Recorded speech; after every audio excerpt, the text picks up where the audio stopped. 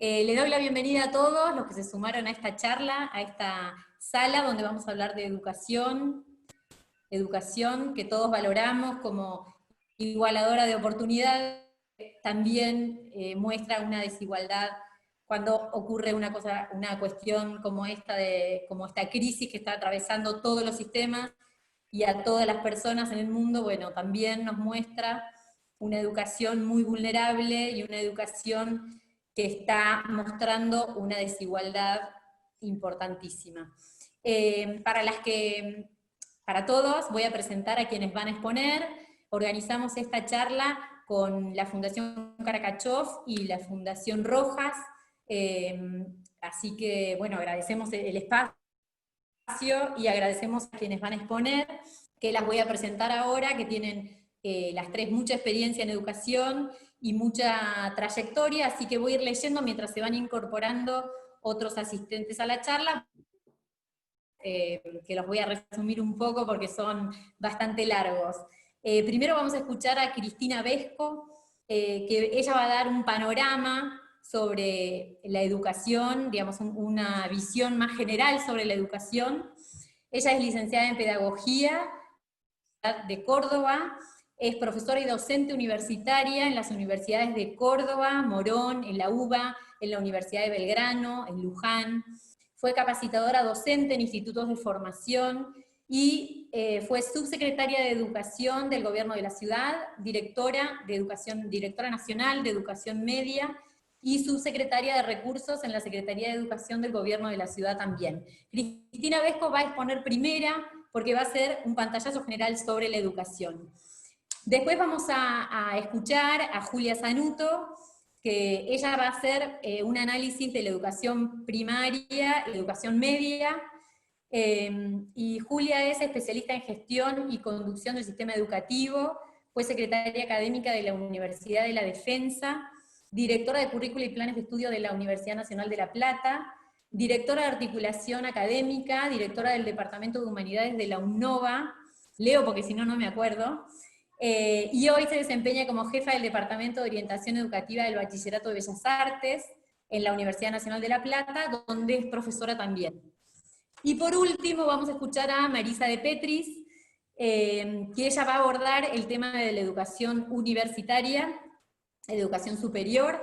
Marisa de Petris es consultora en educación superior, es profesora y traductora de francés, tiene posgrado en formación pedagógica de la Sorbonne Nouvelle de París y un posgrado en gestión educativa de Flaxo. Integró el Comité de Gestión del Proyecto Educativo de la Unión Europea, fue directora del Instituto de Posgrado de la UNOVA, fue secretaria académica de la Universidad Nacional de La Plata, consultora del Programa de Mejoramiento de la Calidad Educativa del Ministerio de Educación de Chile y coordinadora de planeamiento universitario en el Ministerio de Educación de la Nación.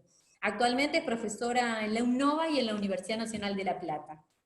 Si están todos de acuerdo y preparados y anda bien el sonido y todo, le doy la palabra a Cristina Vesco para que empiece a analizar.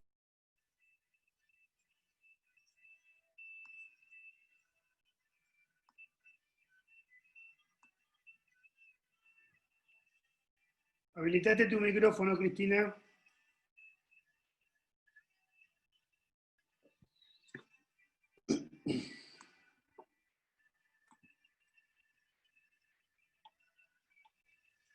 Ahí tenés audio, Cristina. ¿Estoy comunicada ahora? Sí, Cristina. Bueno, perfecto. Entonces voy a comenzar con algunas apreciaciones sobre este tema que nos convoca a todos, los desafíos de la educación.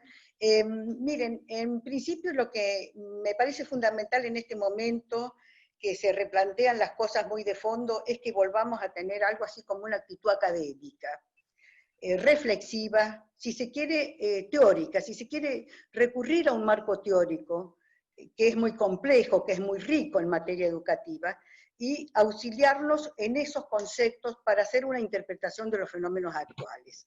Me parece fundamental no apresurar los conceptos, los juicios de valor, y tener esta actitud reflexiva.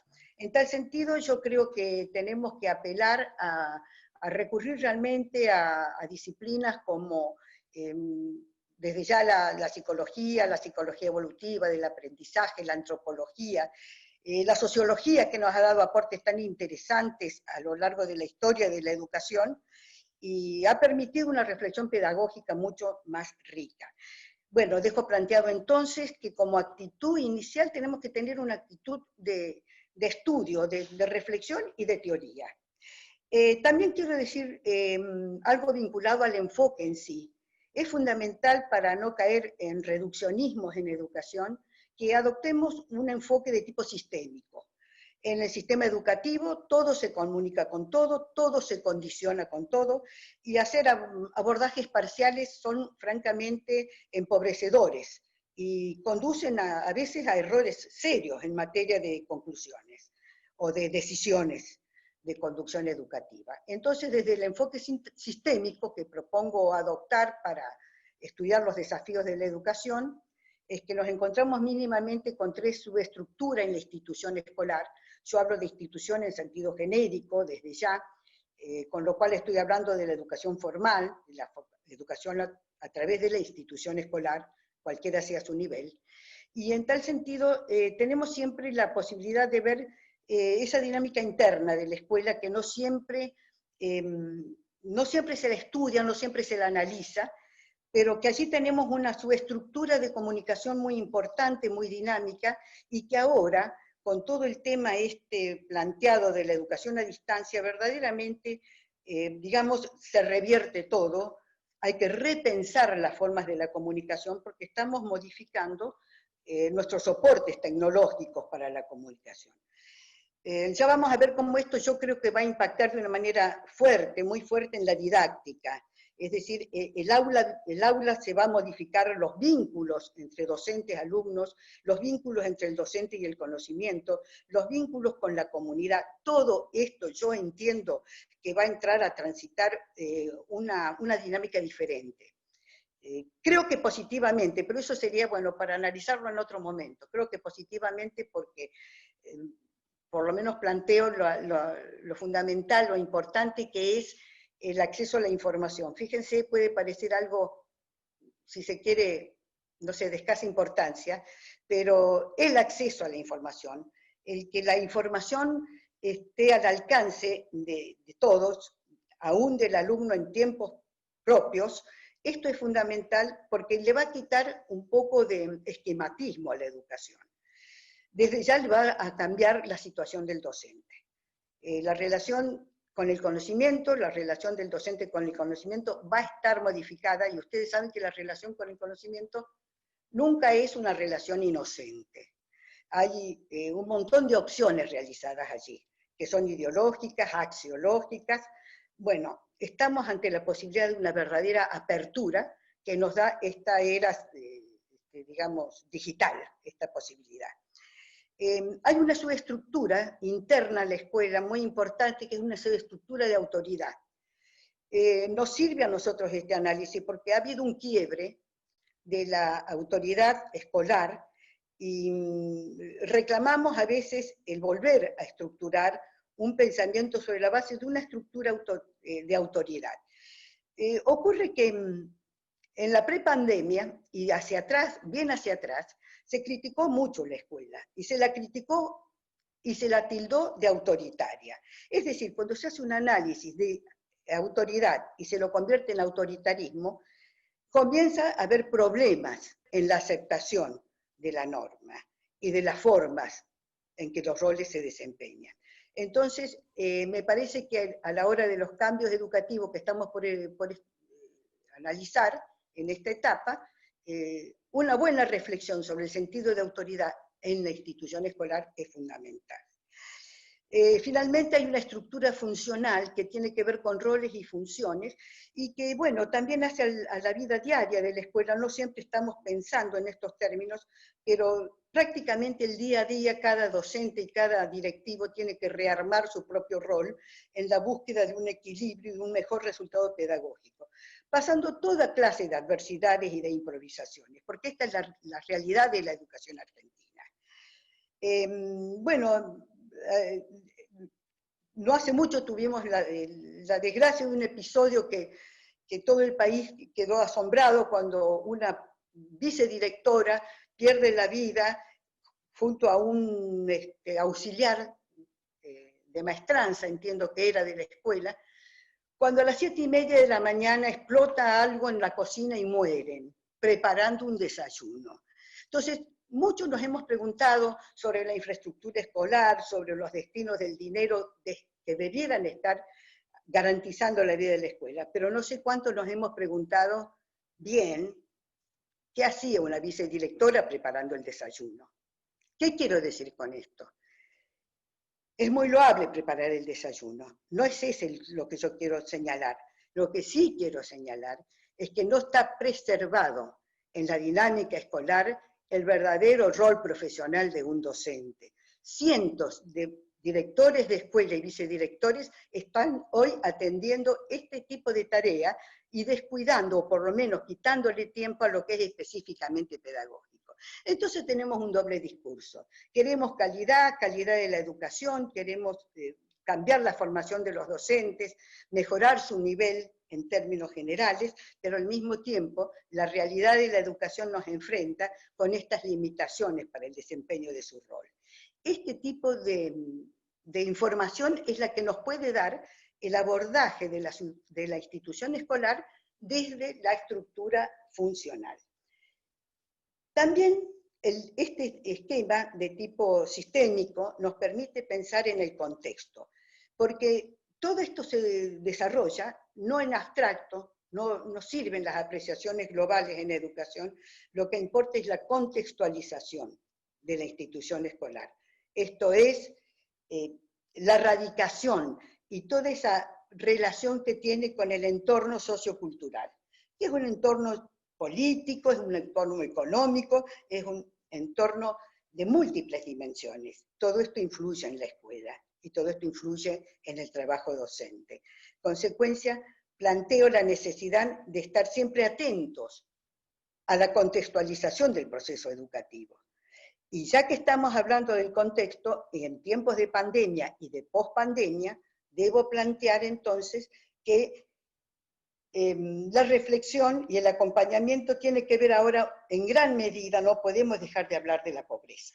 La pobreza en la Argentina ha llegado a dimensiones no pensadas. Teníamos nosotros, esta es una realidad de la escuela y de la educación. Entonces ese contexto de pobreza, donde tenemos, bueno, hasta hace 4 años, 5, teníamos 10 millones de habitantes de argentinos pobres. Ahora estamos casi en 15, porque se aumentaron 3,5 millones de pobres urbanos, más algo más de 1 millón de pobres rurales. Todo hace al contexto de la educación. ¿Y qué es educar en condiciones de pobreza? No es solamente un tema material, no es solamente conseguir crear un servicio educativo en las proximidades de las familias que están en situación de pobreza. El niño pobre, el joven pobre, es pobre también en alimentos culturales. Hay pobreza de lenguaje. Al haber pobreza en el manejo del lenguaje, hay pobreza conceptual. Para tomar un dato cuantitativo, les digo, si en el idioma español hay 88.000 vocablos, bueno, el ciudadano común maneja entre 500 y 1.000. Un periodista maneja 3.000, o un escritor. Pues bueno, un niño pobre, un joven pobre, tiene 280 vocablos. Ese es su vocabulario. Y como señala un autor que ha estudiado todos estos temas, de esos 280 vocablos, 80 son groserías. Porque esto forma parte de la compleja existencia de un joven pobre o de un niño pobre. Bueno, con esta realidad hay que trabajar en la escuela. Hay que alfabetizar, hay que ayudar a la comprensión del texto, hay que superar los niveles de cálculo y de formación general, y es mucha la expectativa que la sociedad pone en la escuela. Y los recursos son escasos y la realidad, ese contexto del que yo estoy apelando, bueno, es un contexto complicado y es un contexto que condiciona mucho la tarea pedagógica. Entonces, de alguna manera estoy planteando que seamos prudentes en la crítica a la escuela, seamos prudentes en la expectativa que tenemos con relación al sistema educativo, y seamos prudentes porque muchas veces desde la autoridad política, de la política educativa, se formulan metas de educación que, créanme, uno las lee, como pasó con el encuentro que hubo en Purmamarca en el año 2016, uno lee las conclusiones a que llega el Consejo Federal de Educación, Consejo Federal que está formado por todos los ministros de educación de las provincias, y créanme que es un documento estupendo, muy bien pensado, muy comprometido. Casi les diría que uno piensa, qué placer vivir en este país así, con estas metas educativas. Pero miren, no se han logrado, no se ha evaluado la marcha del proyecto, y de esta manera prácticamente estamos ante una sociedad dual. Tenemos un discurso y tenemos una realidad que no la atiende. Podemos decir que hasta podemos pecar de pura retórica, y en esto hay que tener cuidado.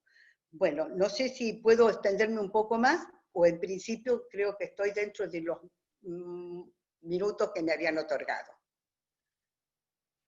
Si querés, podés explayarte 2 minutitos más, que se cayó Luciana, que ya regresa, y después seguimos con la próxima participante. Bien, voy a hablar entonces, ya que tengo un pequeño capítulo, no quisiera dejarlo inconcluso, pero el tema de la educación, volvamos a poner el eje donde está. La escuela no existió de siempre. La escuela es una institución histórica y como tal tuvo objetivos y motivos por el cual surgió. El centro al que debe dedicarse todo el esfuerzo educativo está en el sujeto de la educación. El alumno, el sujeto de la educación. ¿Qué es este sujeto? ¿Cómo lo podemos abordar en la comprensión de este sujeto? Entonces, lo estamos planteando como un sujeto de comunicación, como un sujeto de aprendizaje y como un sujeto histórico. Entonces, no hay que hacer un reduccionismo en todo esto. Cuando hablamos del sujeto de la educación, yo le podría denominar alumno, aprendiz, como quieran ustedes. Nunca considerarlo a partir de una concepción que minimice su propia imagen. No estamos en la escuela para ayudarle de una manera, ¿cómo les puedo decir?, protectora. Se trata de un sujeto de derecho, que está ejerciendo su derecho a la educación. Se trata de la formación de un ciudadano. Y yo lo planteo a esto porque tenemos, ¿no es cierto?, una tradición sarmientina que nos conduce a este tipo de pensamiento. Educar al soberano. Entonces, erradiquemos de nuestro lenguaje, es una propuesta, al menos yo esto me cuido, cuando pensemos que hay deserción y decimos, sí, bueno, claro, la escuela, hay pibes que no van a la escuela. No, no hay pibes que no van a la escuela. Hay ciudadanos que se nos está privando de su derecho a la educación. Entonces, Cristina, el sujeto de la educación debe ser reivindicado. Sí. Cristina, no, me estoy desconectando, o sea, se me desconecta internet, yo tengo que moderar esta charla y estoy con una conectividad malísima, así que voy y vengo en la conversación. No sé si cómo venís, por el tiempo deberías estar cerrando. Sí, perfecto. Perfecto, justamente utilicé un pequeño tiempo que, no sé, por razones de organización podía disponer, y por eso tomé un poco la idea de centrar un poco en el tema de la importancia del sujeto de la educación. Y con esto concluyo entonces, después si hay preguntas vemos. Buenísimo. Gracias. Bueno, les aclaro a todos que si quieren ir preguntando pueden hacerlo por el chat. Les pido disculpas porque no es que no pago internet, sino que me están dando muy mal y me caigo y me levanto todo el tiempo.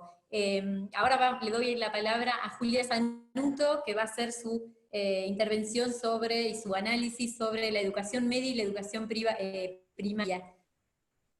Bueno, sí, muchas gracias, Luciana. En primer lugar, agradecer a la Fundación Caracachós por la invitación, a Alejandro Echegaray por haberme convocado. Para mí es un gusto poder integrar este espacio con Cristina y con Marisa, con quien trabajé durante muchos años en la Secretaría Académica de la Universidad de La Plata. Agradecerte a vos, Luciana, por el esfuerzo que estás haciendo en coordinar este panel. Yo me voy a centrar fundamentalmente en la enseñanza en los niveles obligatorios y en cómo ha sido este pasaje de la presencialidad a la virtualidad y cómo tendríamos que ir pensando, aunque sea muy levemente, cómo va a ser la vuelta a la escuela cuando podamos volver a transitarla. Esto entendiéndolo en un ámbito mundial y en una situación totalmente atípica, como para hacer algunos números y tener presentes algunas cuestiones que estuvo publicando UNICEF. Desde enero del 2020, 1.560 millones de estudiantes pasaron de la presencialidad a la virtualidad, 60 millones de docentes dejamos de enseñar en forma presencial para pasar en forma virtual, esto en 138 países, y esto se hizo con docentes que estaban poco formados o sin formarse en la virtualidad y con muy poca o nula experiencia en el sistema de educación a distancia. En este contexto, el sistema educativo argentino entró en la virtualidad. Yo diría que no solo nos tomó por sorpresa, sino también diría que nos tomó en forma contradictoria.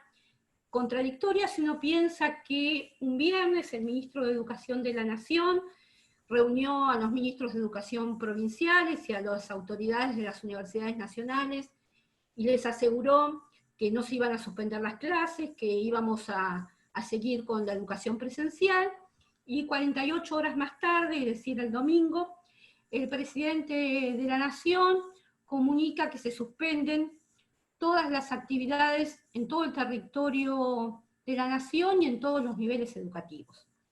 Bueno, así ingresó el sistema educativo argentino de un día para otro en la virtualidad, y en estos tiempos de inmediatez en los que estamos acostumbrados a transitar, también empezamos de forma inmediata a transitar hacia la virtualidad. Allí, en una primera instancia, lo que pasó es que tanto los directivos como los profesores empezamos a diseñar en forma, yo diría, apresurada, y un poco, si se puede decir, bulímica, de un hacer, tratar de reconvertir rápidamente nuestras clases de presenciales a virtuales. Los padres también, y sobre todo padres de colegios primarios, de colegios privados y de un nivel socioeducativo por ahí más alto, también reclamaban esta cosa de cuanto antes volver a la normalidad y que todo hacer como si nada pasara. Bueno, y ahí eso lo hicimos durante un tiempo y nos chocamos con la realidad que ya sabíamos que existía, pero que en realidad la pandemia lo que hizo es ponerlo más a la luz, que es la realidad que transitan nuestros estudiantes. El 50% de los alumnos de nuestro país que tienen entre 5 y 17 años, según UNICEF, no tienen conexión a internet en sus casas. Los que la tienen solo tienen una conexión pobre, digamos, no buena. A su vez, según estas encuestas realizadas por UNICEF, las casas donde hay esa conexión que no es tan buena, cuentan con una computadora o un teléfono celular y lo tienen que compartir entre todos los integrantes de la familia. Es decir, nuestros alumnos tienen que compartirlos con sus hermanos y a su vez con, por ahí, padres que también hacen un teletrabajo. Así que esto nos llevó rápidamente a tratar de calmar un poco las expectativas. Lo primero que tenemos que hacer es no simular una normalidad, no es una situación normal la que estamos transitando. Nadie estaba preparado para un cambio tan abrupto, no solo por la ausencia de la capacidad tecnológica, sino también porque a menor edad cronológica de nuestros estudiantes, también es menor el grado de autonomía que tienen para sus aprendizajes. La mayoría de las madres y padres no están formados para enseñar a sus hijos, y aquellos que, algunos pocos que lo están, tampoco tienen el deseo o no han elegido tener que enseñar a sus hijos. Y esto está pasando, digamos, cuanto más chicos son los alumnos, más los tienen que acompañar los padres en este proceso de enseñanza-aprendizaje. Así de que esa idea de que se enseña en la casa o se está aprendiendo en la casa igual de lo que se aprende en la escuela, creo que la tenemos que desterrar.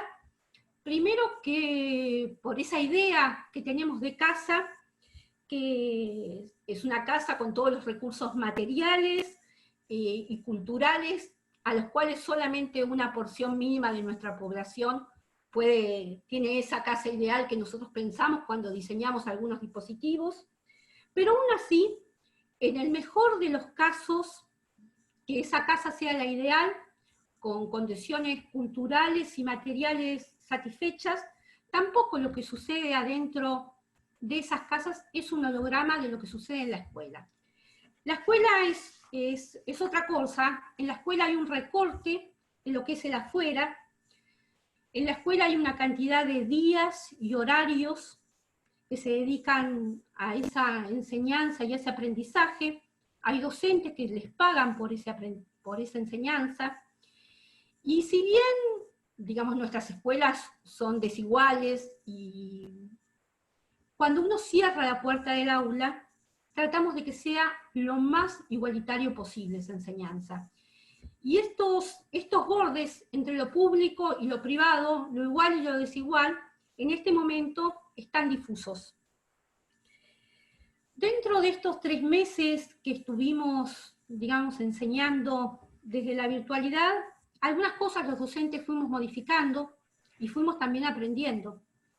Uno es a dosificar las tareas, a tener en cuenta de que la mayoría de nuestros alumnos, cuando se conectan, que hay un porcentaje que no se conecta, cuando se conectan lo hacen a través de un celular familiar, que muchas veces es prepago y que por lo tanto no funciona durante todo el mes, sino que hay veces, cuando estamos llegando más a fin de mes, por ahí se cortan y hace que no se pueda mantener ese feedback con los alumnos.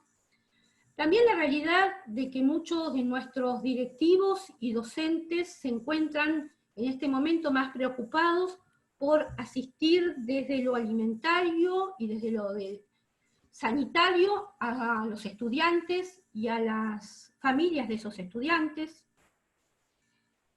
Y que pasado este tiempo de incertidumbre, cuando tengamos que volver a las aulas, vamos a tener que pensar en qué condiciones vamos a volver.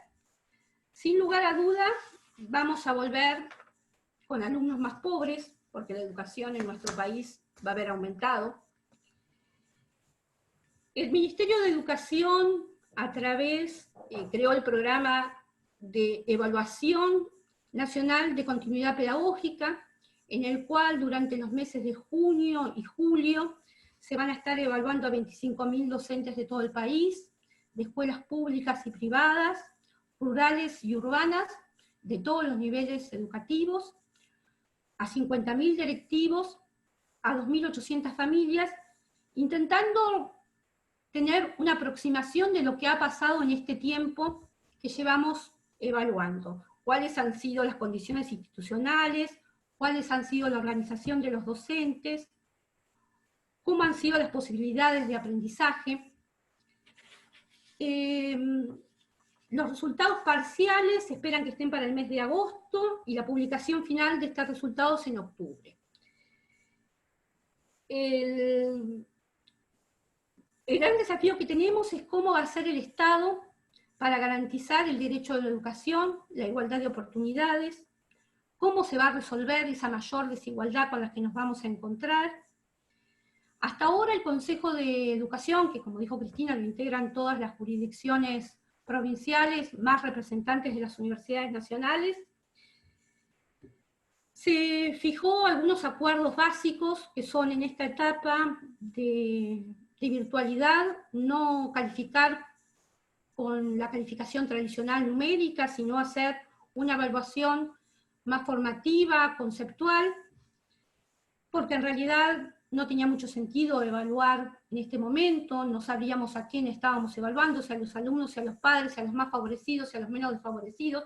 Creo que siempre una evaluación es arbitraria porque es una foto, pero en este caso hubiese sido mucho más arbitraria todavía. Se fijó una promoción acompañada, es decir, que los estudiantes que no alcancen los objetivos que teníamos planeado de aprendizaje para el año 2020 los puedan culminar en el año 2021. Se planteó la ampliación de la unidad pedagógica que existía ya para primer grado y segundo grado, incorporando un tercer grado, es decir, diferiendo en el tiempo la posibilidad de que los alumnos logren el aprendizaje.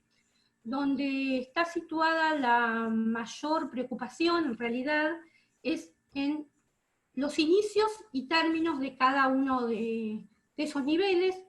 El nivel secundario, el último año, es uno de los que mayoritariamente exige una preocupación, y ahí también el Consejo está trabajando con las autoridades de las universidades nacionales para poder extender el calendario académico que no finalice con nuestro calendario anual, ¿no?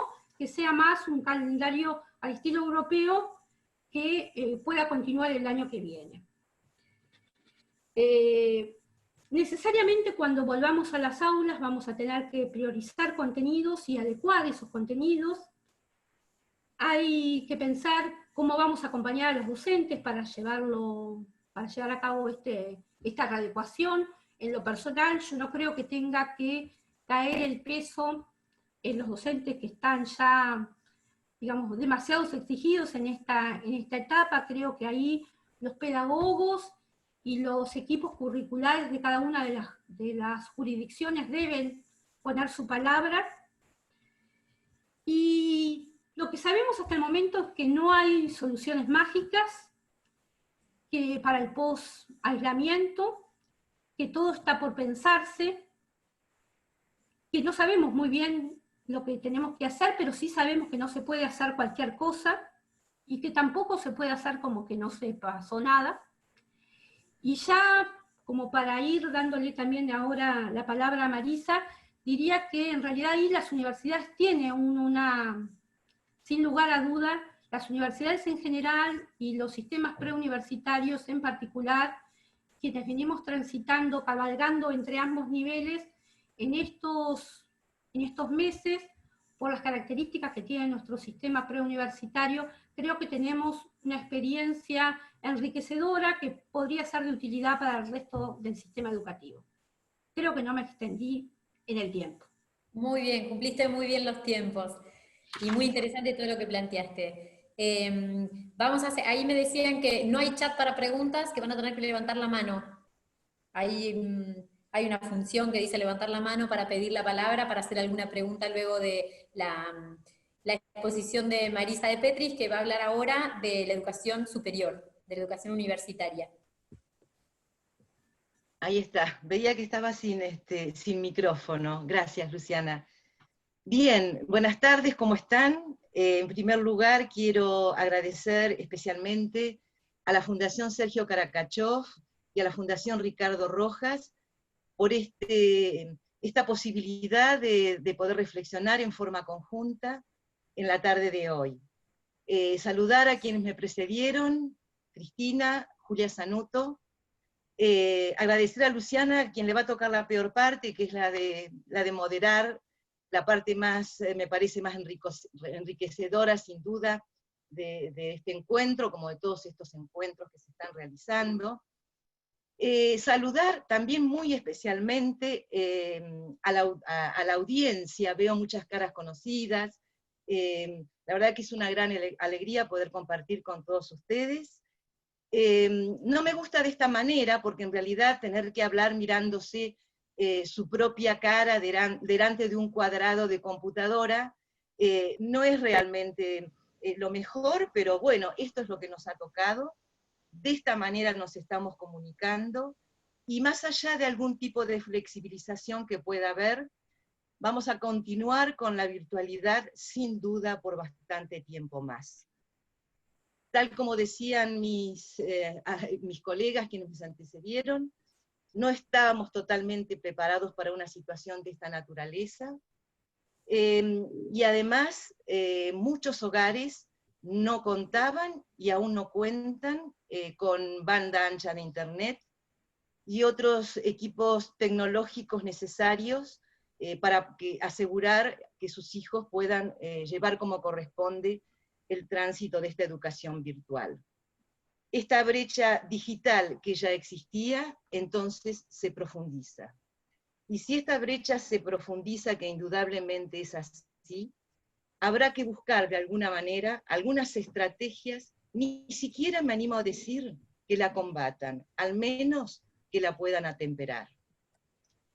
Esta pandemia añade un grado más de complejidad a una problemática que la educación superior ya estaba transitando, tales como las inequidades en el acceso, pero fundamentalmente la permanencia y la graduación.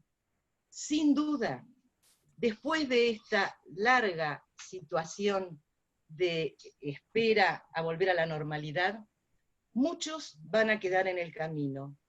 Y si el abandono se incrementa, sobre lo cual no tengo la menor duda, se incrementa y se reproduce una vez más la exclusión. Es en este contexto altamente complicado que voy a hacer referencia brevemente, porque quiero también abordar algunos otros actores del sistema universitario, al papel que están teniendo las universidades en este momento. Como en otras oportunidades, las universidades también han estado a la altura de las circunstancias, realizando todos los esfuerzos posibles de acompañamiento, asegurando las clases de modo virtual. Pero no solo están abocadas a una cuestión de educación en todos los niveles de enseñanza con que cuentan las universidades, sino también abocadas a cuestiones relacionadas con la salud, tales como, a modo de ejemplo, voy a mencionar las universidades a las que pertenezco, que son la UNOVA y la Universidad Nacional de La Plata, pero no tengo la menor duda que de esta manera se están llevando acciones similares u otras en el resto de las universidades públicas del país.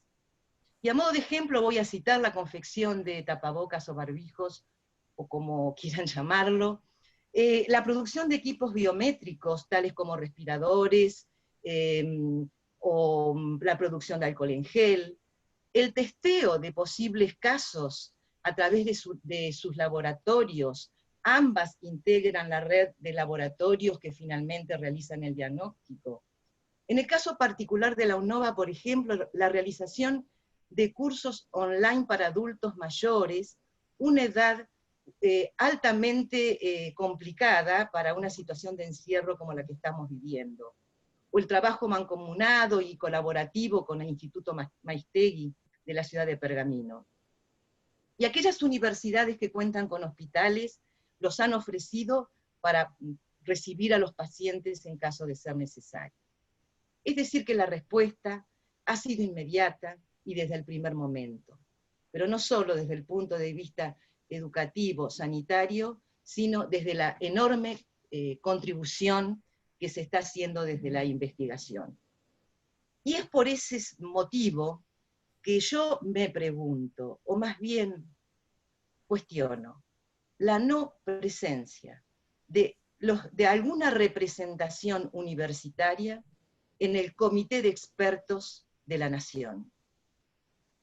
¿Quiénes más que las universidades, como generadoras de conocimiento y práctica epistemológica mediante la ciencia aplicada para resolver los problemas de la nación, como así también el descubrimiento que se realiza a través de las ciencias básicas, como para hacer los aportes que correspondan en una situación tan crítica como la que estamos viviendo? Bien, voy a retomar un poquito al final este tema, pero no quiero dejar de mencionar a otros 3 actores del sistema. Los no docentes, que sin ellos realmente sería muy difícil poder llevar a cabo esta virtualidad con la que estamos trabajando, los estudiantes y los docentes. Tanto los estudiantes como los docentes se ven, como lo dijo recién Julia, totalmente afectados por la ausencia de todos los elementos tecnológicos como para poder hacerlo como corresponde.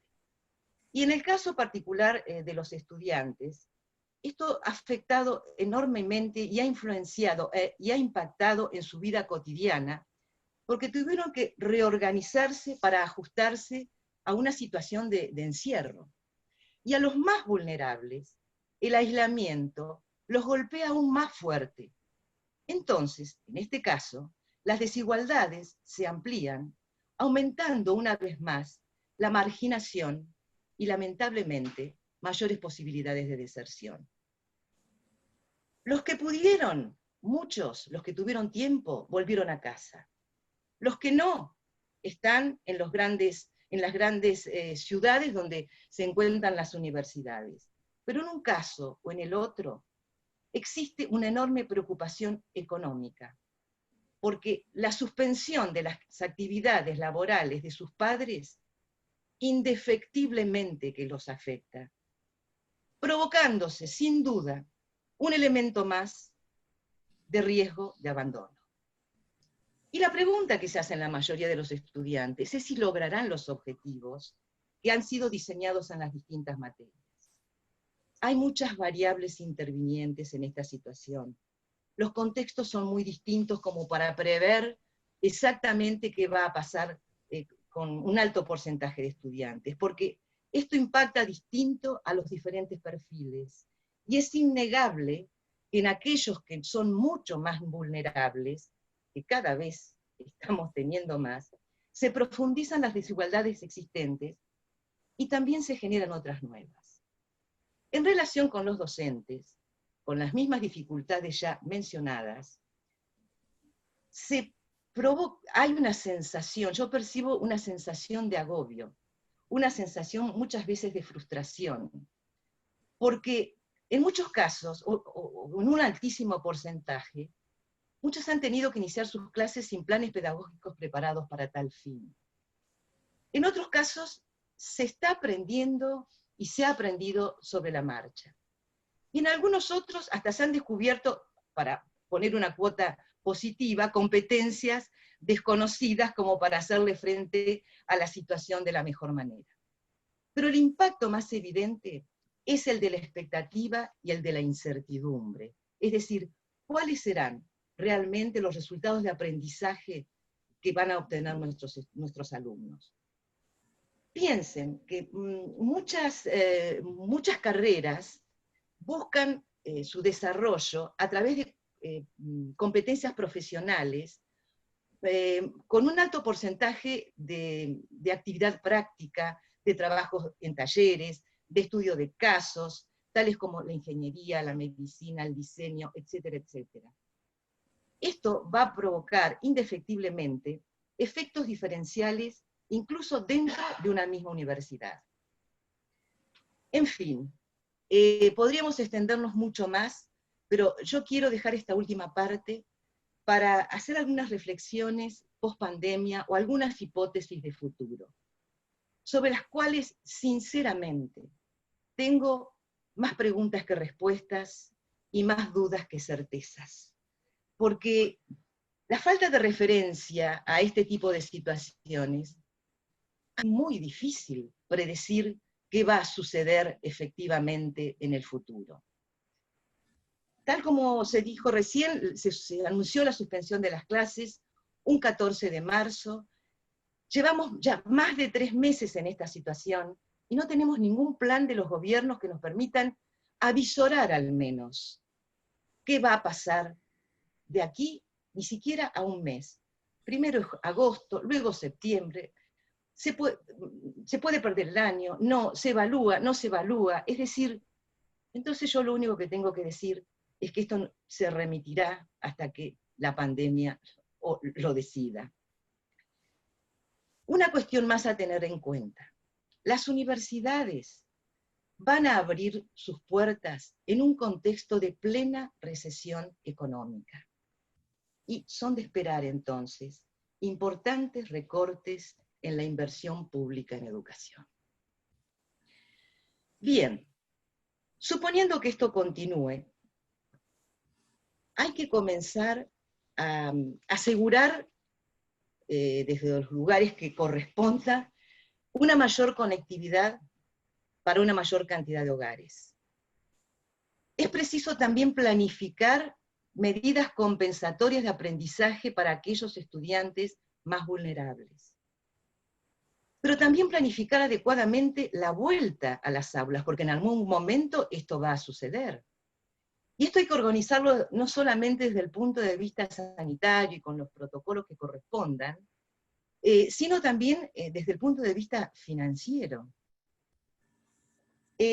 Tenemos que tener claro que las aulas no serán como antes, cuando podamos ingresar a las mismas, y que el cierre de las universidades ha acelerado una entrada hacia una nueva era del aprendizaje. También focalizar las acciones estos meses en el apoyo o nuevas estrategias para asegurar de la mejor manera el ingreso, la permanencia y el egreso. Piensen en los estudiantes que están en el último año de la escuela secundaria. ¿Cómo va a ser ese ingreso el año próximo? De todas maneras, en este trabajo hacia este objetivo, no se debe perder de vista la calidad como uno de los objetivos centrales. Inclusión con calidad como el principio rector en todas las acciones que se lleven a cabo en este futuro incierto. Y ya para ir terminando, voy a volver un poquito al comienzo. Cuando yo hablaba del comité de pares, perdón, fue un lapsus, del comité de expertos, quería referirme también a la necesidad que hoy, más que nunca, tenemos de poder alguna vez ver a las políticas públicas trabajadas mancomunadamente, a las políticas públicas integradas. Siempre hemos sido como compartimientos estancos. Y este es el momento, porque si bien este es un problema de salud, un problema que nos provoca temor, que nos provoca ansiedad, este también es un problema educativo, es un problema de infraestructura, es un problema de medio ambiente, es un problema económico. Son diversos problemas que se avisoran que vamos a tener, donde hoy más que nunca es fundamental trabajar colectivamente. No me corresponde a mí esta decisión, pero quiero dejarlo planteado porque el trabajo individual por áreas no nos va a permitir solucionar la cantidad de problemas que se avisoran en un futuro inmediato. Y habremos perdido una gran oportunidad si no reflexionamos acerca de las lecciones aprendidas en estos meses. Es de esperar que se emprenda el camino adecuado teniendo en cuenta que situaciones previas a la pandemia se han reeditado y se han profundizado. Asimismo, pensar que lo educativo en este contexto hoy es mañana. Y entonces no podemos darnos el triste privilegio de dejar a miles de niños y de jóvenes en el camino, si verdaderamente queremos tener un país que sea libre, que sea justo y que sea soberano. Y todos sabemos que esto también se logra con el conocimiento. Bueno, no sé, yo no sé cómo estoy en tiempos, Luciana, no he tomado mis tiempos. ¿Estamos? ¿Podemos comenzar con el debate? ¿Eh? No escucho.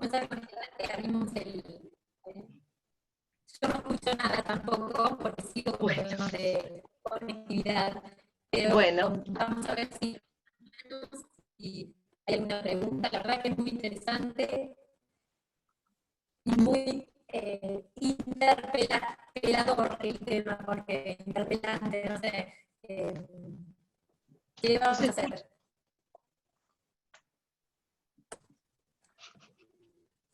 A ver,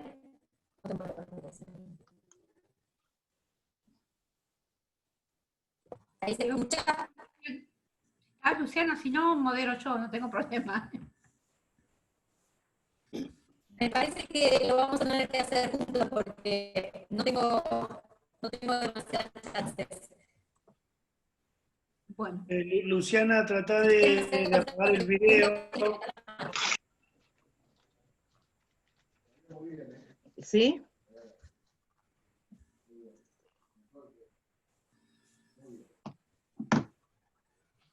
Se fue Luciana, ¿eh?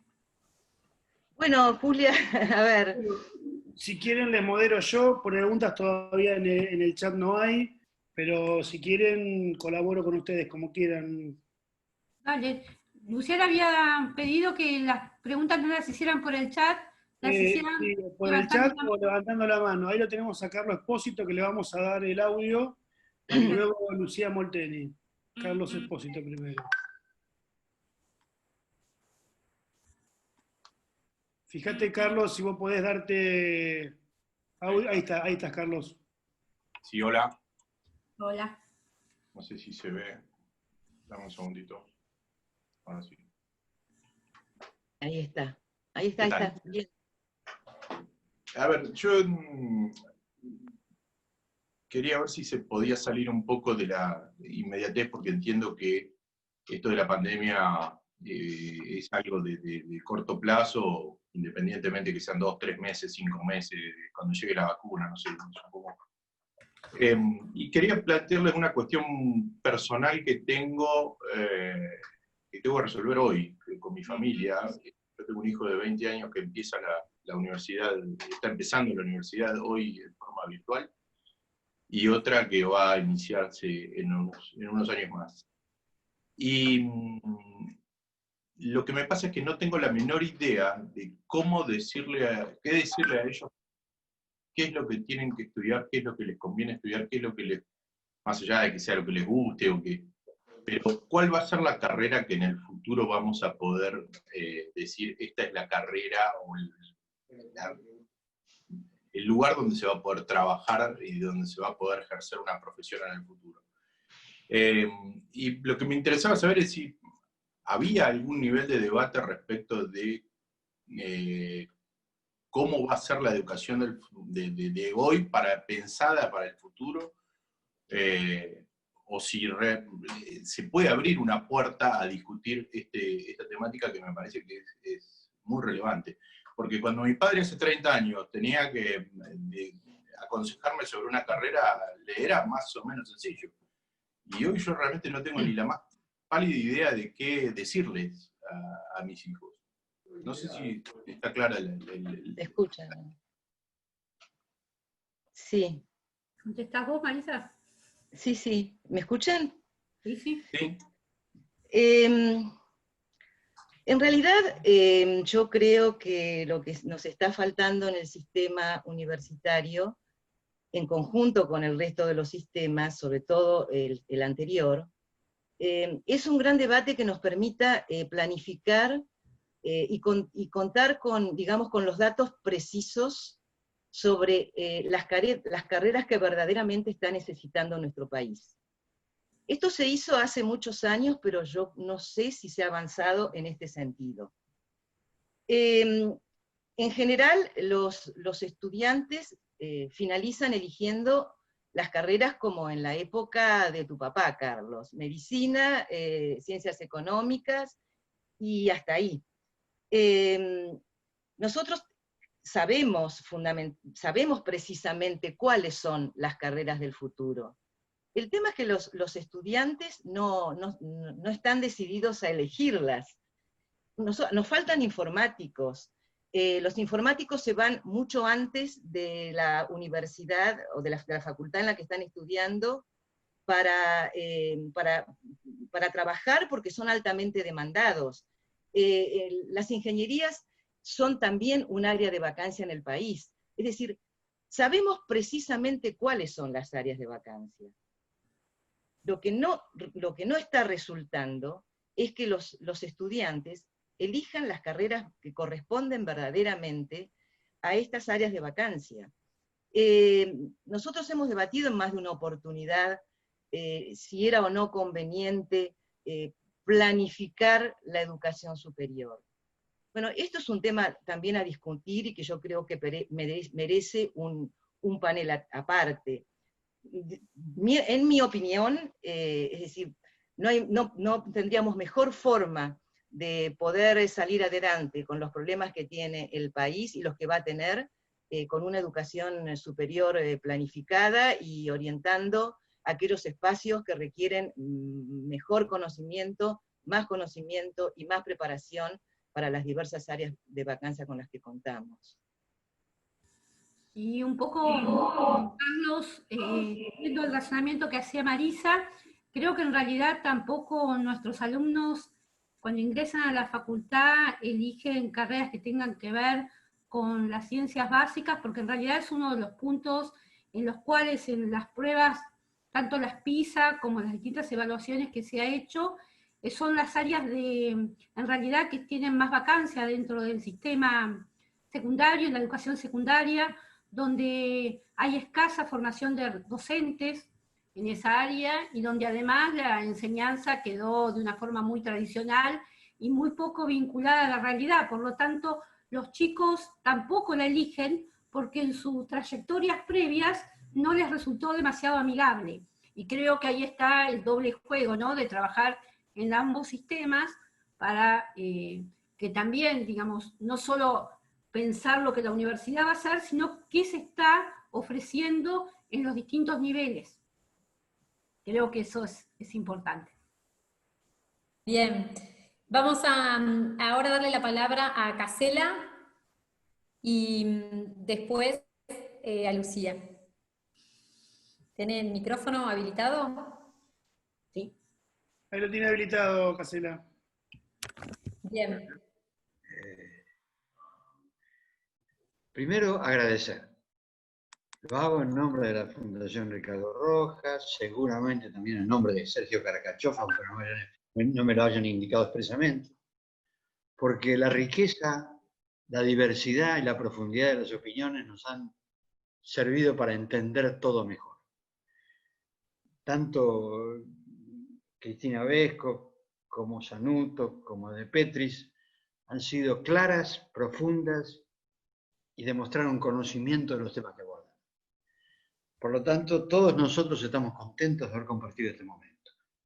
Y la obligación que tenemos es agradecer, prever nuevos encuentros que nos permitan seguir con el tema, que es un tema permanente, constante y que debe ser atendido en todo momento. Y señalar que estos esfuerzos que ustedes hacen, prestando su conocimiento para que todos nos informemos, es un aporte fundamental para un país que necesita consolidar sus procesos. Su proceso democrático en lo político, su proceso cultural en lo específicamente educativo y su proceso social. Porque como se ha dicho acá, creo que lo decía Cristina, la educación sirve para mejorar la calidad de vida de la gente en términos espirituales, pero también en términos materiales. Sin educación no hay posibilidad de progreso económico, de progreso laborativo. Por eso, chicas, les agradezco a las tres Estoy muy contento de haber participado en esta reunión y las comprometo a seguir con todos nosotros para que mejoremos nuestro conocimiento sobre el tema. Gracias. Muchas gracias. Gracias. Muchas gracias. Bueno, ahora hay una pregunta de Lucía Molteni, que le vamos a dar audio.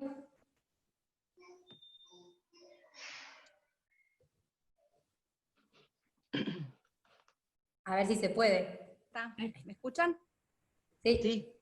Hola, buenas tardes. Bueno, también agradecer a las 4 por esta reunión, a los que han ideado esta reunión, que es muy satisfactoria. A Cristina es la única de las que hablaron que no conocía. Marisa y Julia, siempre es un placer escucharlas. Tuve el privilegio de que Julia sea docente mía, me la apropié, en carrera docente universitaria. Y la pregunta en verdad es para Marisa.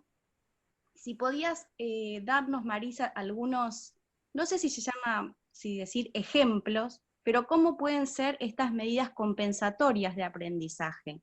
Porque hay varias circulando, de pronto que las clases se extiendan, sin cambiar el planeamiento curricular o los contenidos de pronto de cada materia. ¿Cómo podíamos solucionarlo desde el rol docente? Yo hace 17 años que soy docente, y la verdad que estas clases virtuales me cuestan un montón, porque uno enseña con la mirada, con los gestos, con el tono, no enseña mirándose a una pantallita sentado, o que no sabe si pusieron el video y se fueron a bañar, o si están tomando apuntes. La verdad que pasó un poco de ser una satisfacción dar clases a ser una tensión.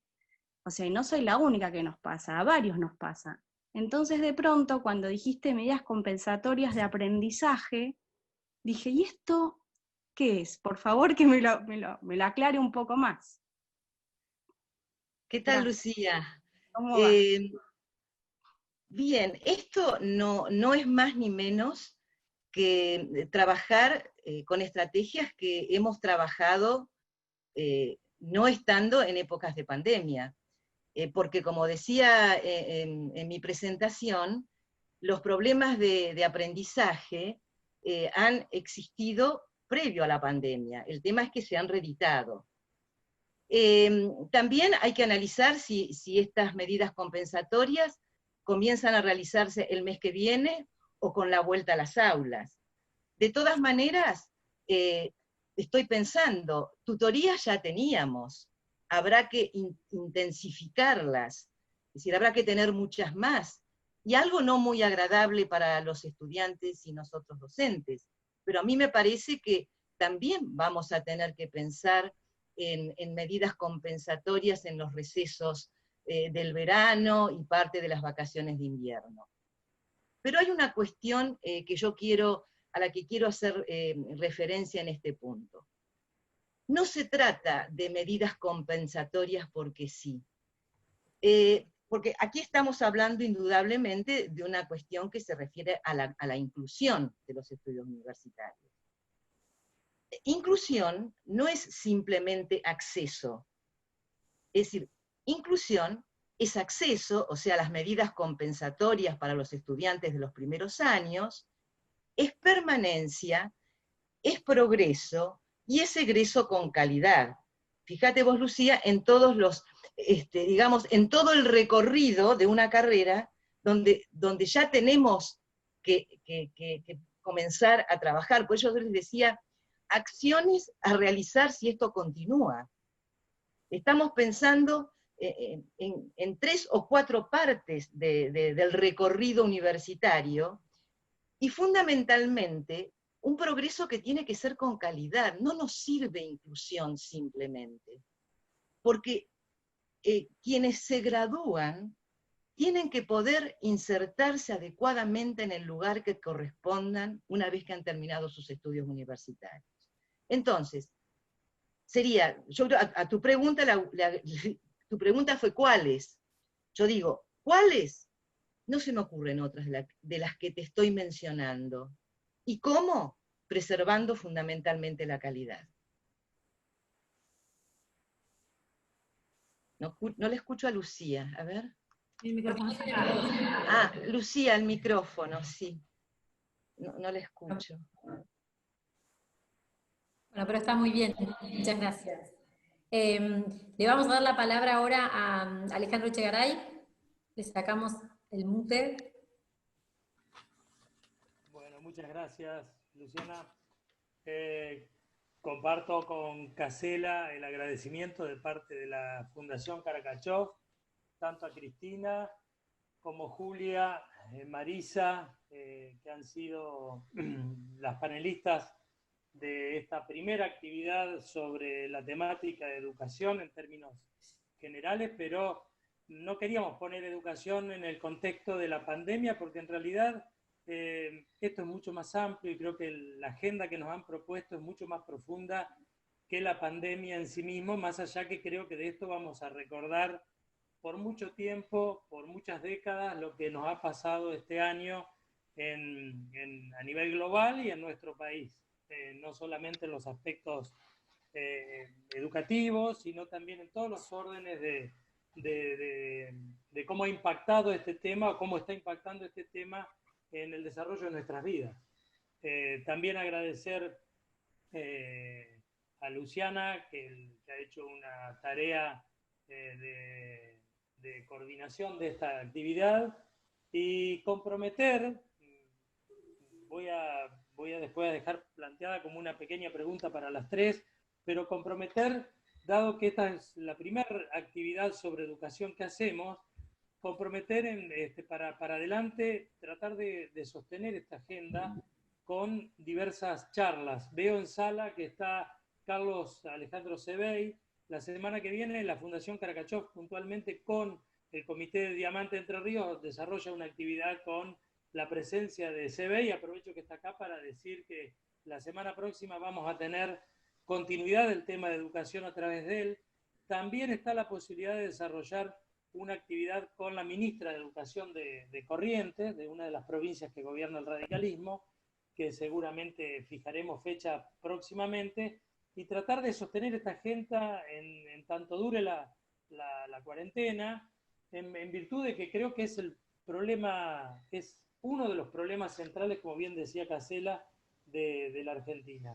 Yo quería dejar una pregunta planteada, un poco a las tres, en virtud de que fui autor de un proyecto en los años anteriores sobre la necesidad de reflotar, ayornados los tiempos, lo que significó el Congreso Pedagógico, ¿no? En virtud de que si bien no podemos pensar en tener nuevamente un escenario como tuvimos en los 80, que fue convocado por el presidente Alfonsín con la mejor intención de un gobierno plural y democrático, de convocar a todos los actores de la educación, los gremios, los padres, los docentes, los expertos, a discutir sobre la problemática de la educación, si no es necesario tener alguna instancia para discutir ese futuro inmediato, post-pandemia, cuáles son las estrategias de salida a través de algo parecido, se llame Congreso Educativo,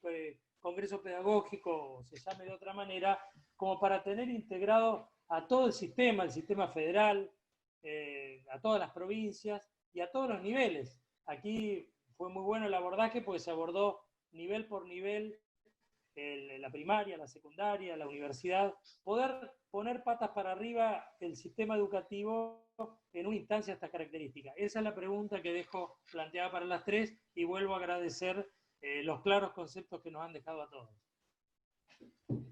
Sí. Cristina, ¿querés empezar? No tenés...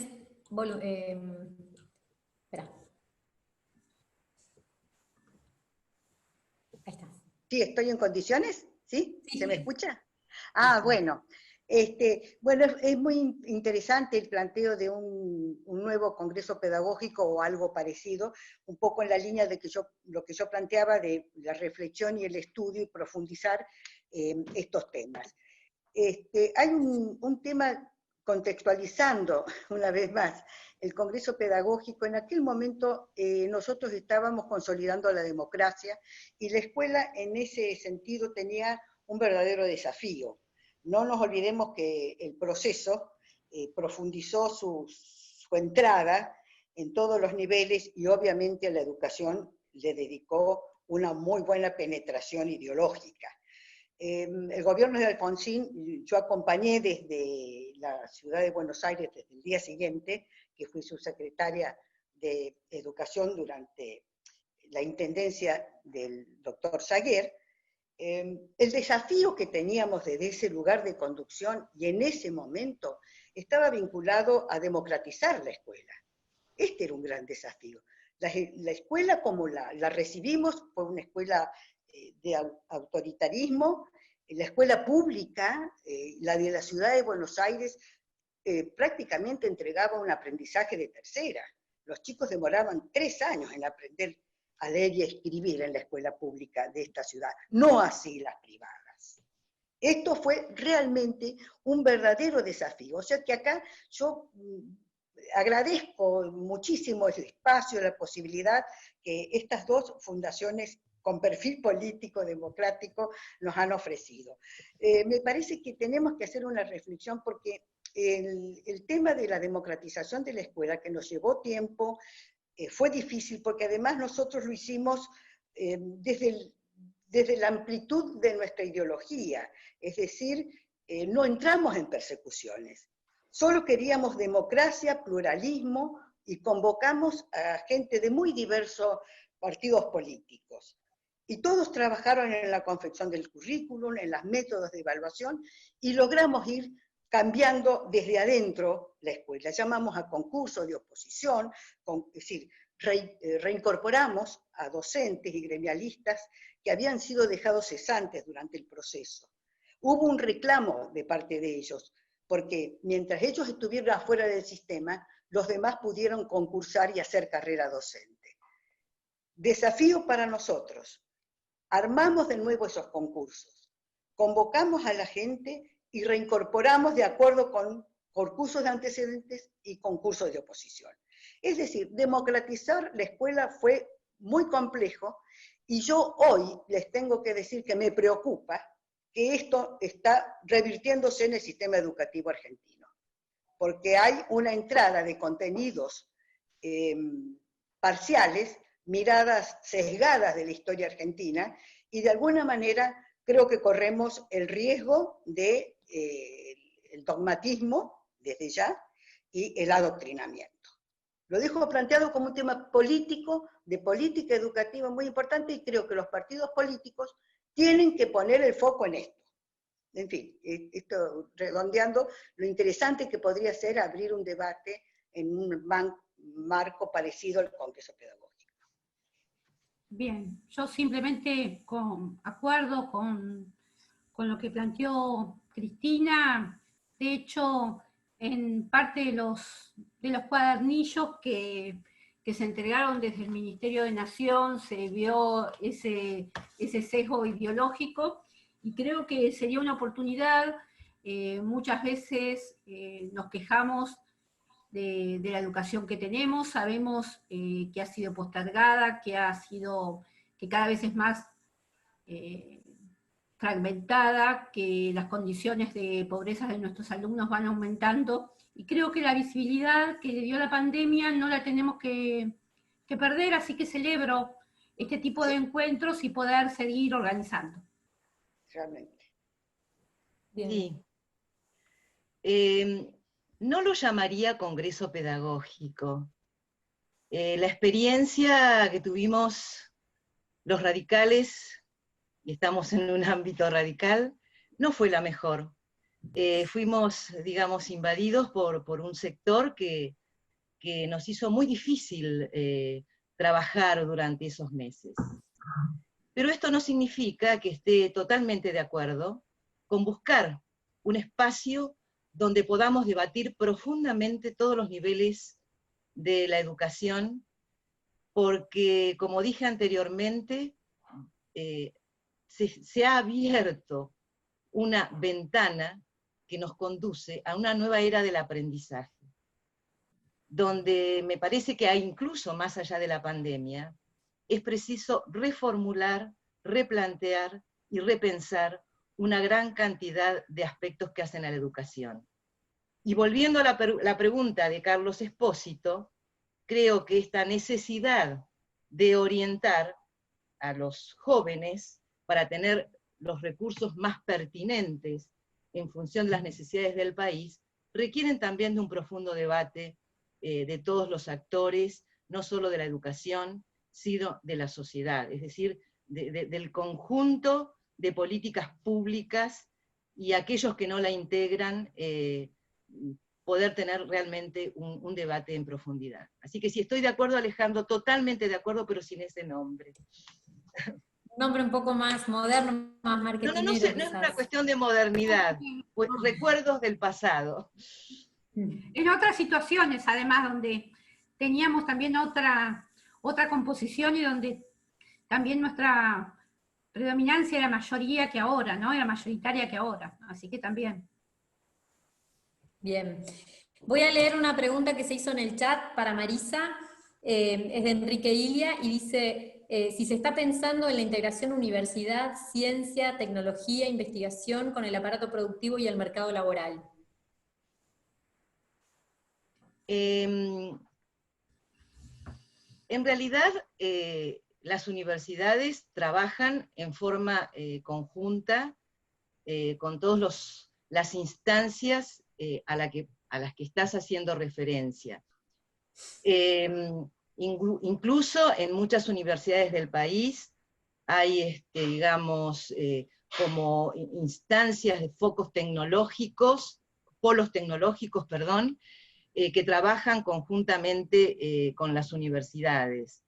Es decir, sin ir más lejos, podemos remitirnos a tu ciudad de origen, Enrique, donde hay polos tecnológicos de gran pujanza que trabajan en forma mancomunada con la universidad.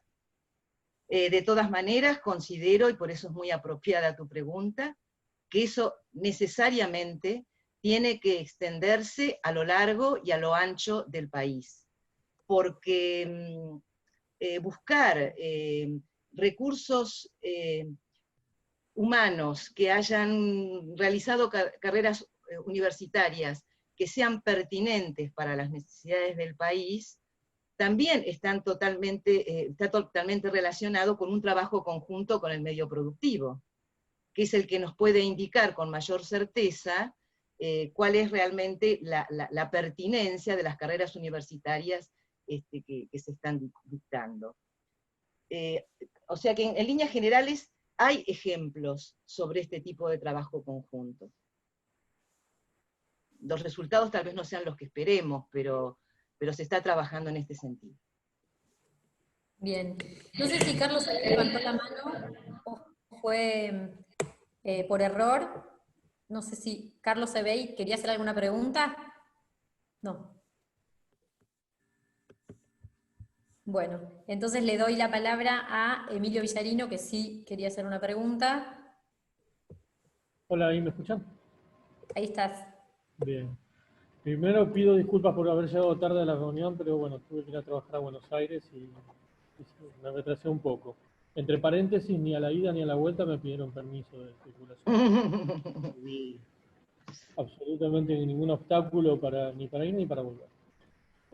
Hace rato que vengo insistiéndole a Alejandro Echegaray en la necesidad de reeditar ese congreso pedagógico, hacer un tercer congreso pedagógico. No lo creo factible, dadas las circunstancias y las características del gobierno que tenemos, pero sí podemos empezar por reeditarlo a nivel partidario. ¿Y por qué no que sean estas dos fundaciones las que lo impulsen y tengamos un proyecto de educación concreto del partido para poner a consideración de la sociedad? Por algún lado hay que empezar. Bueno, seamos nosotros los que vayamos atando los hilos. Podemos hacerlo con muchísima fuerza a través de los 3 ministros de Educación de las provincias que gobernamos, más en la capital federal, que seguramente ahí hay muchos capitales trabajando que puedan impulsarlo. A lo mejor podemos hacer hacerlo más amplio, hacerlo dentro del ámbito de Cambiemos. Bueno, eso es una decisión que habrá que tomar. Carlos Espósito me dejó pensando en algunas cosas. Yo tengo un hijo de 14 años en el Colegio Nacional. Y la verdad que me tiene muy preocupado, principalmente porque me dice que se va a ir del país. Averigua a esta edad a ver cómo puede hacer para estudiar en alguna universidad de Estados Unidos.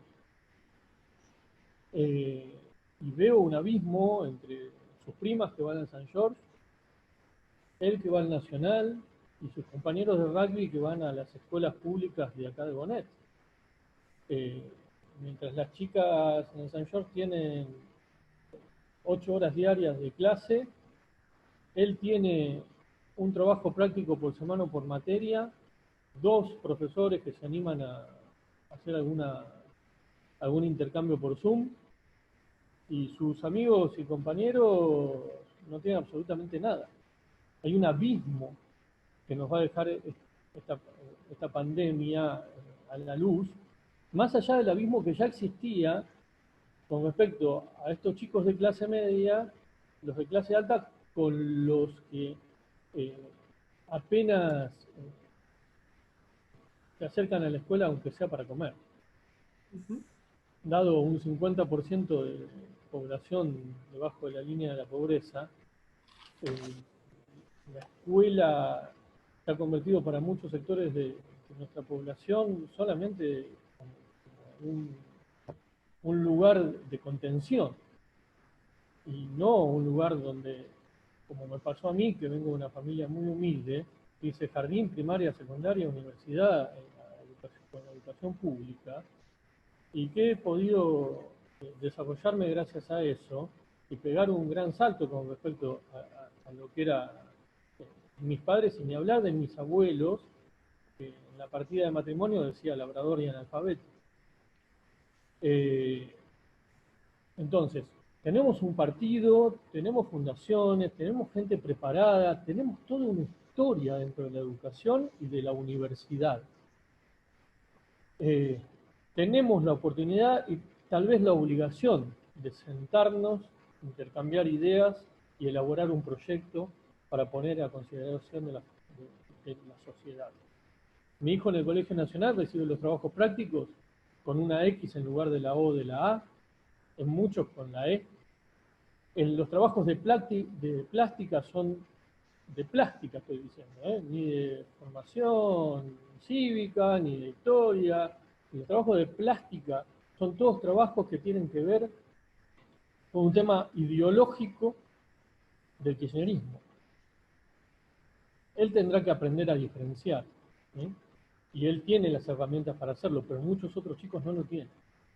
Entonces, hay que también darle la posibilidad a los chicos de que sean ellos los que deciden qué es lo que piensan y lo que van a pensar en el futuro. Esa posibilidad solamente el radicalismo, por la amplitud que tiene hoy en el país, se la va a poder dar. Entonces, de vuelta, seamos nosotros los que demos el puntapié inicial, pongámonos de acuerdo y veamos por dónde empezamos. ¿Sí?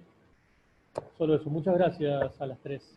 Y Luciana, bueno, Luciana es de mi comité, así que, claro, es un orgullo para nosotros. Sí. Gracias, Emilio.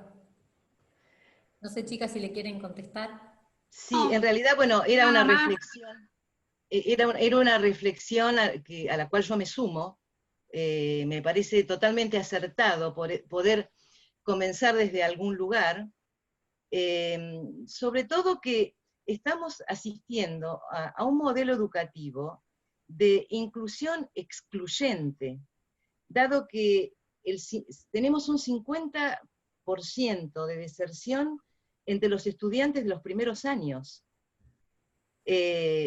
Motivo más aún interesante como para poder trabajar en forma conjunta estas cuestiones que son tan preocupantes.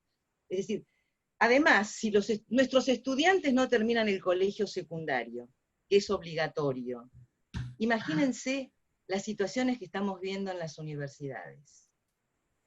Y esto no se resuelve charlando de esta manera. Hay que hacer propuestas concretas que permitan, de alguna manera, o retener o reorientar hacia aquellas carreras que son realmente aquellas que los estudiantes efectivamente quieren realizar, están en condiciones de realizar. Así que coincido, Emilio, con tu propuesta. No sé qué dirán las fundaciones al respecto. Bien. ¿Hay alguna mano? Perdón. Cristina quiere hablar, me parece. Sí. Luis Podio tiene una pregunta, tiene la mano levantada, ahí te desmuteé. Sí, bueno, evidentemente el tema amerita que continuemos trabajándolo en conjunto con la perspectiva política, que es indispensable. Con respecto a toda esta disyuntiva que se nos presenta desde la formación universitaria, yo creo que es fundamental volver la mirada al mundo del trabajo.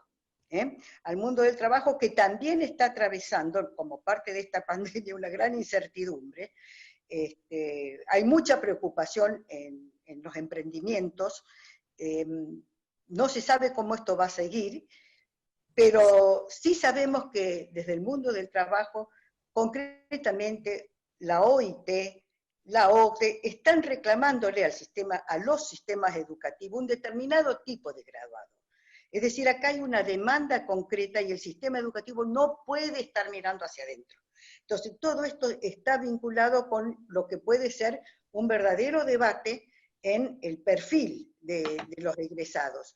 Y con respecto a, bueno, las opciones que los alumnos hacen para un futuro incierto, bueno, creo que en el marco de la democracia interna y con las características de nuestro partido, vamos a siempre incentivar esa posibilidad de búsqueda personal. Yo creo que más van a poder resolverlo desde sus propias motivaciones que desde el mundo adulto, que ya tiene una vida formada.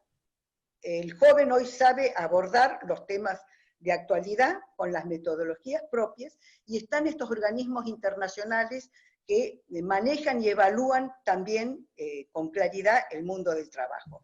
Miren, desde la OIT están reclamando no solo esos perfiles de capacitación, sino que están pidiendo de los sistemas educativos aún la actualización y el mejoramiento de la infraestructura escolar.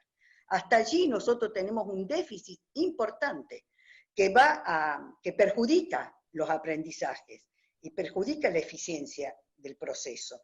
Entonces, ellos están señalando temas de infraestructura escolar y también reclaman algo así como el aprendizaje permanente, la educación permanente, la capacitación de los egresados para la educación permanente. Es la única manera de mantener en la actualización los contenidos y la pertenencia de la gente, es a través de procesos de educación permanente.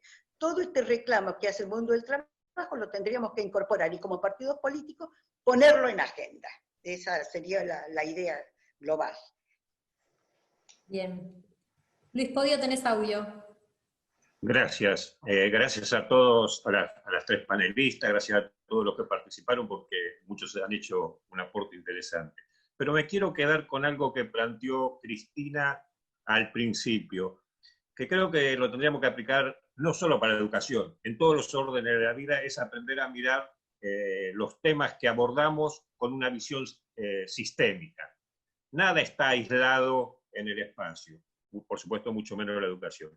Se ha planteado acá, Carlos Espósito preguntaba, ¿qué le digo a mi hijo qué carrera tiene que seguir?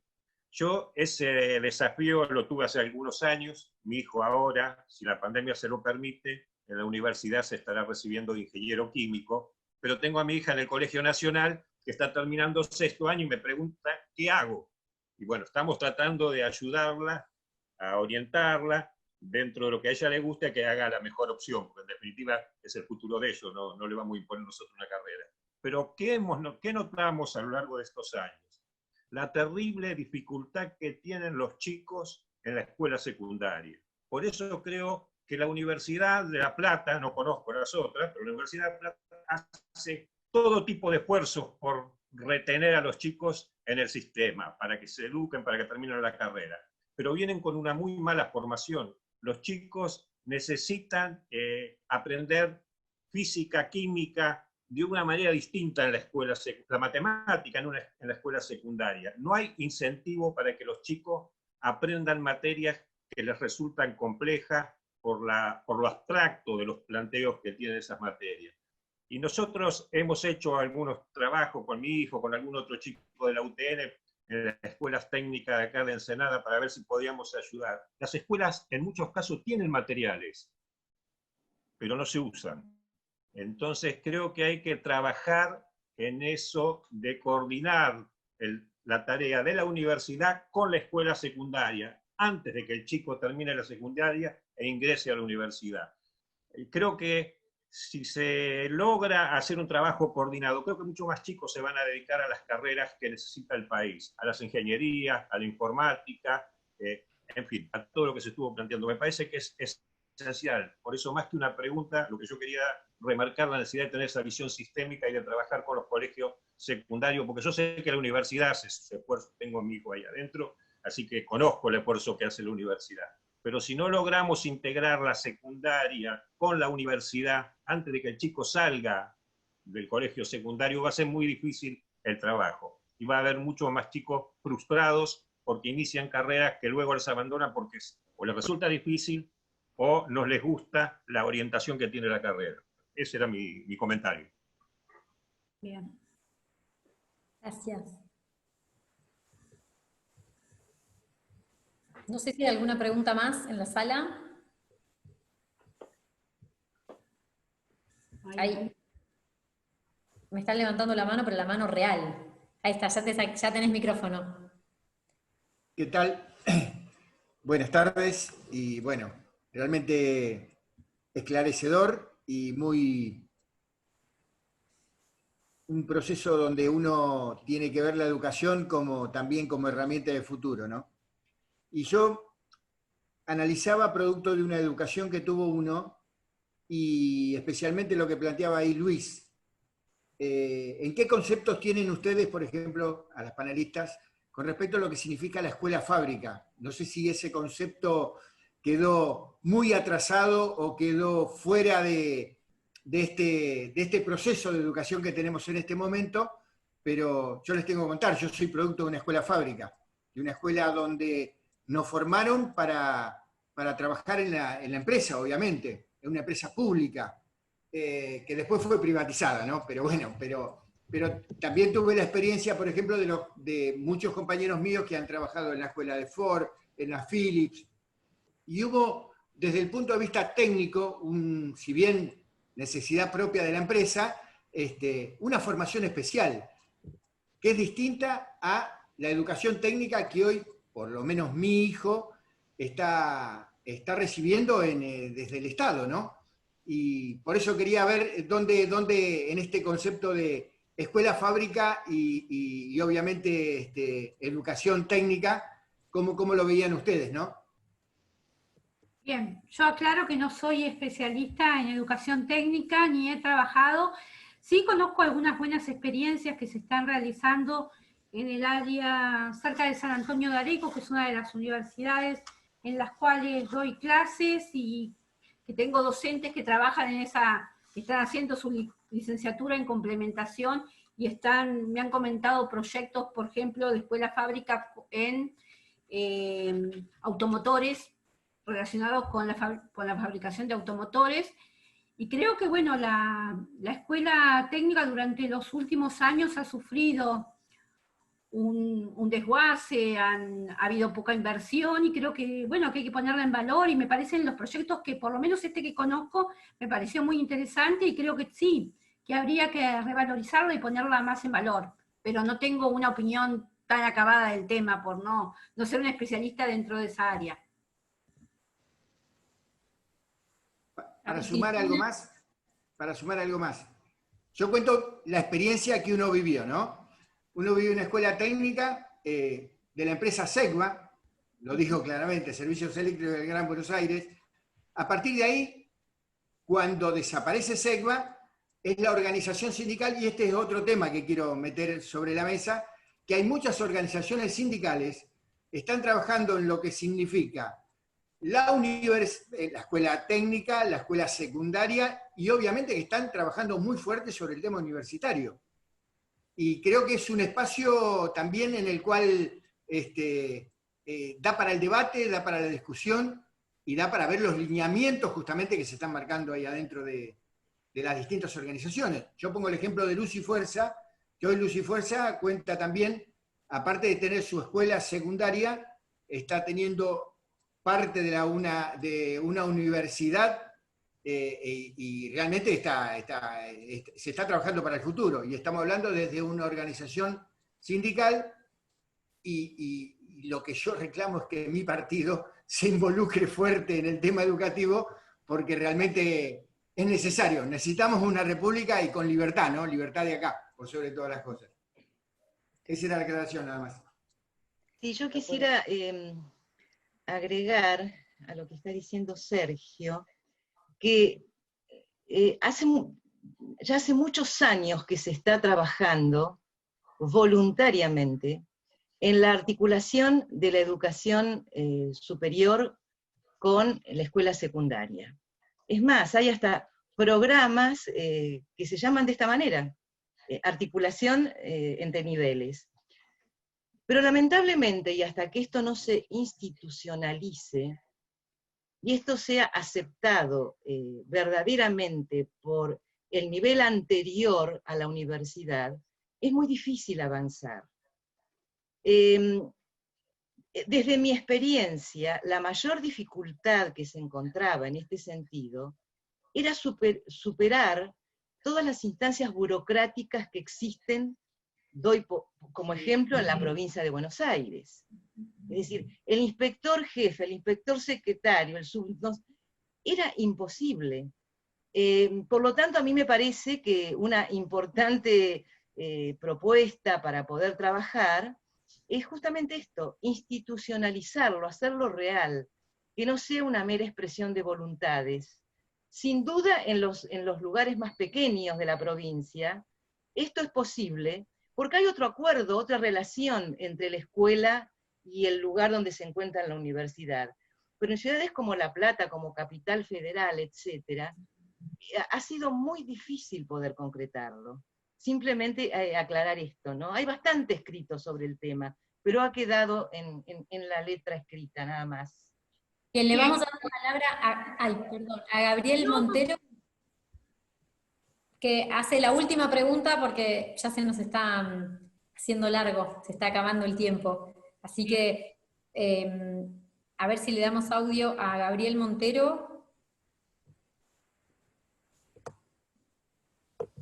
Y si no, leo su pregunta que está acá. Hola. Está. No. Hola, Gaby. Fíjate, acá estoy. Hola, No, Gabriel. básicamente primero felicitarlos por la iniciativa, el nivel de las exposiciones y sobre todo por todo lo que dijeron que hace reflexionar. Hace rato yo trataba de meter una base y es decir la siguiente, en nuestro encuentro del Savoy hace un tiempo, Julia Sanuto hizo una exposición también, porque tomamos la educación como uno de los ejes fundamentales de una propuesta revolucionaria desde el punto de vista de lo que es un nuevo contrato social, a esa clase de revolución me refiero. Y yo quería decir que, más allá del marco contextual inicial que plantearon ustedes, sobre todo cuando Cristina planteó valores importantísimos de lo filosófico, luego fueron bajando, hubo una pregunta y Marisa planteó todo lo que la universidad está haciendo en vinculación al aparato productivo, pero a mí me da la sensación que la pirámide se construye desde las bases, y en las bases es donde Argentina tiene uno de sus peores problemas, donde marca absolutamente el destino futuro de la inequidad también en la educación. Por eso, yo sí apoyo ese proyecto de ley de Alejandro Echegaray sobre un nuevo Congreso Pedagógico, porque creo que la Argentina no solamente debería darse esa discusión, lo digo por lo siguiente, nosotros primero la revolución educativa la vamos a tener que hacer con los maestros, como parte de la misma, y hoy por hoy están absolutamente desjerarquizados. Bien se mencionó aquí que en muchos casos no había competencias elementales para desarrollar este tipo de educación digital al que forzó la pandemia. Pero además vincular, obviamente, sí, sin ningún lugar a duda, a la función posterior en la sociedad, pero también al pensamiento crítico y a la resolución de problemas, casi desde el punto de vista más genérico, más humanista. Ahora, en la educación inicial, nosotros estamos muy mal como país y somos uno de los países de la región. Bueno, por supuesto, si nos comparamos con la OECD, tenemos a la educación inicial de 3 años con mucho menos extensión que en otros países, pero también menos que en Brasil y que en Colombia. Y hay provincias en las que todavía, a pesar de hacer 20 años que tenemos la educación, digamos, preescolar de 5 años como obligatoria, hay un 10% de chicos que todavía no logran integrarse, y en la sala de 4 hay 20%, y es decir, y menos del 40% de los chicos de 3 años están escolarizados, y las diferencias son brutales. Esto lo marcamos muy fuerte en un documento, porque nos pareció que era la base de un planteo, y acá lo quiero dejar nuevamente, por qué creo que un congreso pedagógico podría ser una excelente idea, y además diría más, yo creo que es fundamental que Argentina debata su modelo de educación y no tenerle, obviamente yo padecí junto con seguramente todos ustedes, Marisa lo mencionó, lo que fue cierto ataque de los grupos confesionales al primer congreso pedagógico. Sin embargo, eso marcó una pauta fundamental. Lo que quiero decir ahora, y con esto mínimamente cerrar esta intervención, reflexión, y en todo caso cualquiera de las tres, si pueden hacer una reflexión, es el siguiente. Si la sociedad argentina no lo sabe, pero tiene una bandera común, es la bandera de la educación. Probablemente no lo sepa, pero me gusta marcar esta imagen. Todas las mañanas, ahora no, obviamente en el marco de esta cuarentena no se ha logrado hacer, pero todas las mañanas nosotros vemos a las distintas capas sociales de la sociedad con el mismo ritual esperanzado. El ritual de depositar a los chicos en el templo de la educación, su escuela pública, privada, y las caras de los padres o hermanos mayores o quienes los acompañan son totalmente variables. Hay quienes ya están metidos preocupados en su trabajo de los minutos posteriores, hay quienes van jugando, hay quienes van con cara seria, etc. Pero todos en la educación, en la sociedad argentina, pobres, no pobres, etc., cumplen el mismo ritual. Ese ritual es un común denominador, es un activo esencial que la Argentina tiene, pero para eso habría que dotarle, obviamente, de otras capacidades que ustedes estuvieron desarrollando, una de las cuales es presupuestos para que esa escuela pública, obviamente, equipare las desigualdades, porque hay 150% de diferencia entre los chicos escolarizados en la educación inicial según los quintiles de ingreso, y esto, sin embargo, tiene que estar acentuado aquellas capas sociales que hacen, además, a una diferencia fundamental en la desigualdad de género, porque las madres jóvenes, las madres que o por elección o por falta de capacidad en su momento de elección para tomar un embarazo adolescente, si no tienen educación inicial, no solamente sus hijos van a andar con un hándicap que le va a durar toda la brecha educativa, sino que además esas madres no van a poder desarrollar y reinserciones sociales. Entonces yo decía, bárbaro la de la universidad, por supuesto vincular al aparato productivo, por supuesto sacar algunos prejuicios sin perder por ello la autonomía y vincularnos con los clústeres y las cadenas de producción y de valor, pero sobre todo no nos olvidemos de la necesaria revolución educativa en el nivel preescolar y escolar primario, que es la base fundamental del sistema. Y los maestros tienen que tener otro rol en la sociedad. Esto quería decir. Sí. Muchas gracias. Chicas, como para cerrar, un comentario de las tres. No, que Gabriel, comparto con vos lo que estabas manifestando. Sin duda hay que tener una revalorización de la educación básica, obligatoria. Creo que ese además es un sello importante que tuvo nuestra sociedad como facilitadora de ascenso social, y creo que lo tenemos que seguir reivindicando. Y coincido en que, bueno, hay que producir cambios, no solo en los distintos niveles, sino también en la formación de nuestros docentes, ¿no? Sí, sí, Cristina, está bien. Cristina, Adelante. dale. Sí, bueno, redondeando la necesidad de pensar la educación desde lo político. Es decir, nosotros estamos hablando de un partido político, evidentemente hay una deuda de los partidos políticos porque hay un estado de quietud, de falta de debate interno, hay una ausencia, la sociedad no los visibiliza, y solo en momentos electorales aparecen algunas propuestas, algunas improvisadas. Bueno, de eso habrá que hablar en otro momento, pero sí decir que tenemos que revitalizar esta reflexión, la reflexión vinculada a los aspectos de la política educativa.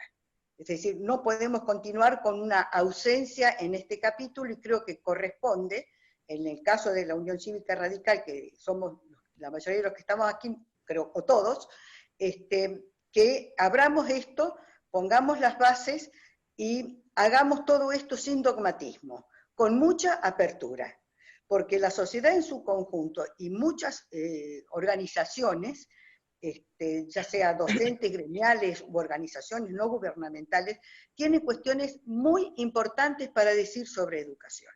Entonces, la propuesta es tomar el tema y hacerlo con apertura. Muchas gracias. Marisa. Sí, en realidad, en consonancia con lo que se estaba manifestando, estoy de acuerdo, y lamentablemente todos estamos preocupados por la educación.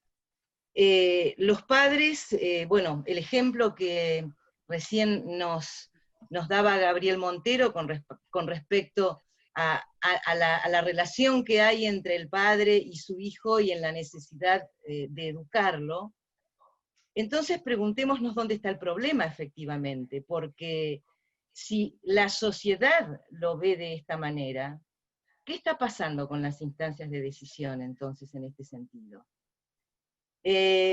Con lo cual, haciendo un aporte más a la necesidad de un debate conjunto desde los distintos niveles, pero un debate en el que no involucre solamente a los actores de la educación.